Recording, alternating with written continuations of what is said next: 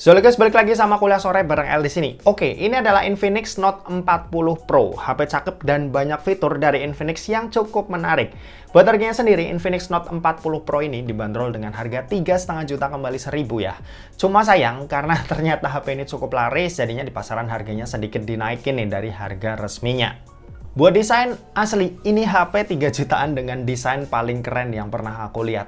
Materialnya ini kulit sintetis yang punya perpaduan warna yang cakep. Untuk warna hijau ini, frame kameranya dan frame di sisi-sisinya ini berwarna gold ya. Kesan mewah tuh didapat banget di HP ini. Case bawaannya juga super keren. Kalau kalian lihat, ini ada ring magnetik yang ini tuh support wireless charging 20 watt. Dan semua aksesoris MagSafe iPhone ini juga support. Buat power bank MagCharge-nya, tuh kalian bisa dapat ya di paket pembeliannya. Dan ini jadi nilai lebih karena ya cuma Infinix yang sebaik ini mau ngasih aksesorisnya. Di sisi atas smartphone ini ada IR blaster, lubang mic, dan grill speaker. Di sisi kanan ada tombol volume dan tombol power. Di sisi kiri ini polosan aja, sementara itu di sisi bawahnya ada SIM tray yang jenisnya ini dual SIM tanpa slot buat microSD tambahan. Terus ada lubang mic, lubang charging USB-C, dan grill speaker lagi yang menandakan speaker dari Infinix Note 40 Pro ini udah stereo. Buat NFC pastinya ada ya, dan posisi sensornya ini ada di bagian atas belakang bodinya yang jadi satu sama frame kameranya. Terus buat IP rating ini juga udah ada, dia punya IP54 yang tahan sama cipratan air ringan. Kalau buat layar, panel yang dipakai ini AMOLED curved screen, resolusinya Full HD Plus 1080x2436 pixel dengan size layar yang ada di 6,78 inci. Buat layarnya ini cakep banget ya, berasa premiumnya pas dilihat. Buat refresh rate ini juga udah 120 Hz dan punya peak brightness di 1300 nits yang udah cukup terang untuk penggunaan di luar ruangan. Gak cuma cakep aja saat dilihat, layarnya ini tuh ada fingerprint under display juga yang jenisnya ini optical. Speed bacanya tentu aja kencang dan udah enak buat dipakai sehari-hari. Overall kualitas layar yang dikasih ini beneran cakep nih buat HP 3 jutaan. Mulai dari desainnya, kualitas layarnya, sampai fitur yang dikasih, ini nyenengin banget lah buat penggunanya pakai. Lanjut kalau buat performa, Infinix Note 40 Pro ini pakai MediaTek Helio G99 Ultimate yang storage-nya ada di 8/256 GB. Ya, aku tahu ya, pasti banyak banget dari kalian yang nyinyir kenapa HP 3 jutaan pakainya G99. Kalau pikiran kalian kayak gitu sebenarnya agak salah sih. G99 ini chipset yang kencang, minus dia tuh belum 5G aja. Toh HP nggak segalanya tentang chipset ya, karena jujur aja yang dikasih Infinix di sisi lainnya itu jauh lebih cakep dari HP sekelasnya. G99 pun hitungannya ya chipset yang udah cukup kenceng ya buat dipakai main game. Mobile Legends ini bisa dapetin settingan ultra dengan refresh rate super. Buat main ini ya rata-rata di kisaran 85 fps dan ini udah beneran enak banget buat dipakai main game Mobile Legends. Lanjut kalau buat PUBG Mobile, settingan yang kebuka ada di Smooth Ultra sampai HD High. Pas nyoba di Smooth Ultranya ini aman banget buat HP ini dapetin 40 fps tanpa adanya kendala sama sekali. Buat gyroscope juga aman karena ini HP udah hardware dan pengalaman pakainya ya ini udah enak banget buat main PUBG Mobile di smartphone ini. Kalau buat Genshin Impact ini aku coba di settingan lowest dan hasilnya pas lagi jalan-jalan santai FPS ada di kisaran 40-45 fps. Pas lagi battle yang ngeluarin banyak efek ini ada di kisaran 30-35 fps. Angka yang udah lumayan oke lah buat HP harga 3 jutaan. Kalau buat baterai ini kapasitasnya 5000 mAh, dipakai nonton YouTube selama 1 jam, baterainya ini berkurang sebanyak 4%. Main sosmed, tiktokan, dan main IG selama 1 jam, baterainya ini berkurang sebanyak 5%, dan buat main Genshin di settingan lawas selama 1 jam, baterainya ini berkurang sebanyak 18%. Sementara itu buat kecepatan ngecas, ini ada di 70 watt. Buat isi dayanya dari 0 sampai full, ini butuh waktu sekitar 50 menit aja.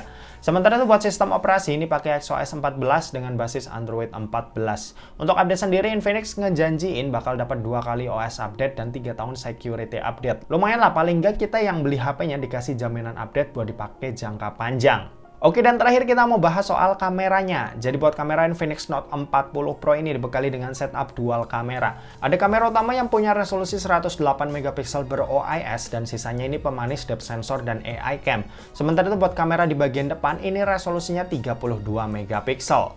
Buat hasilnya jujur aja ini lumayan bagus, karakter warna sedikit agak ke arah cool ya atau kebiruan. Terus dynamic range buat di kelasnya ini lumayan oke dan detailnya juga lumayan bagus. Nah sisanya kalian bisa cek aja dari hasil foto-foto berikut ini.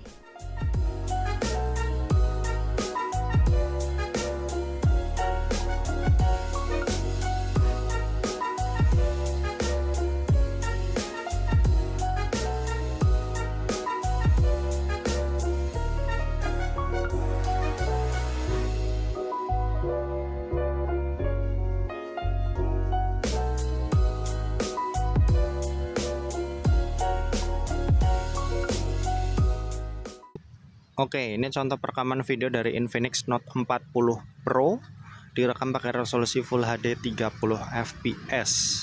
Yang aku lihat di sini warnanya sedikit agak pucat ya. Oke. Dan kalau dipakai jalan kayak gini, ini fitur ultra steady-nya belum diaktifin. Nanti kita bakal bandingin juga kalau udah diaktifin kayak gimana. Nah, ini yang ultra steady udah diaktifin, hasilnya seperti ini. Kelihatan lebih stabil, cuma dia nge-crop, jadi kayak lebih nge-zoom gitu. Lanjut, ini Full HD 60 fps, hasilnya seperti ini. Dia nggak ada opsi buat ditambahin stabilisasi tambahan atau ultra steady-nya, jadi hasilnya bakal kerasa gempa bumi.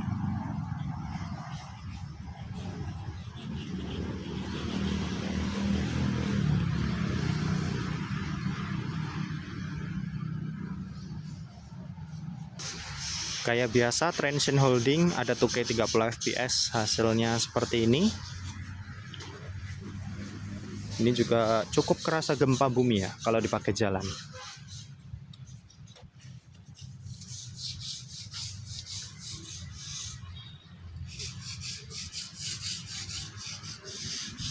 Oke, ini contoh perekaman video kamera depan dari Infinix Note 40 Pro, direkam pakai resolusi Full HD 30 fps, hasilnya seperti ini.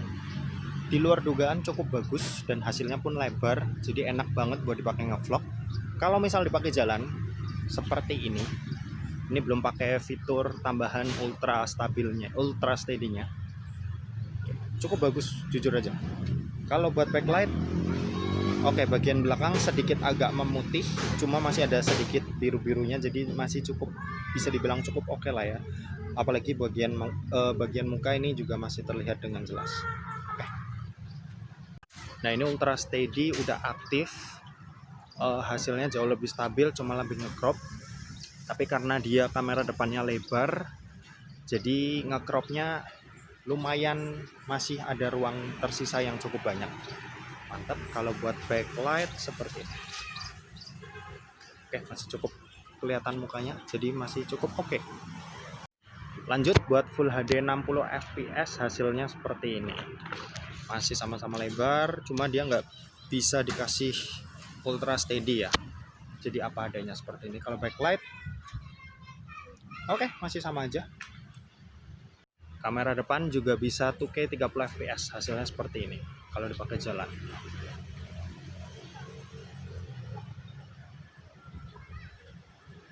Kalau backlight, ya masih mirip-mirip hasilnya. Cukup oke buat kamera depannya. Kayaknya aku lebih suka kamera depannya daripada kamera belakangnya tadi ya, kalau buat video. Oke.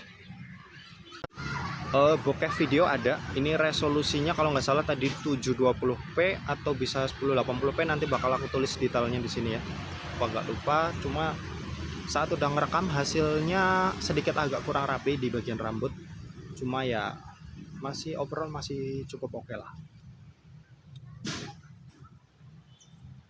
Oke, gitu aja, kita balik ke studio. Yuk. Oke, kesimpulannya ada satu hal nih yang aku sayangin dari smartphone ini. Yap, nggak adanya lensa ultrawide. Cuma sisanya ya aku nggak ada masalah ya. Chipset yang masih 4G menurutku ini nggak apa-apa asal masih kenceng. Layarnya tuh cakep, terus fiturnya berlimpah dan dapat bonusan power bank magnetik.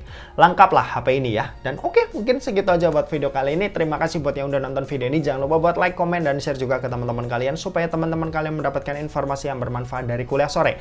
Oke, terima kasih buat yang udah nonton video ini sampai habis dan sampai jumpa di kuliah selanjutnya. Bye-bye.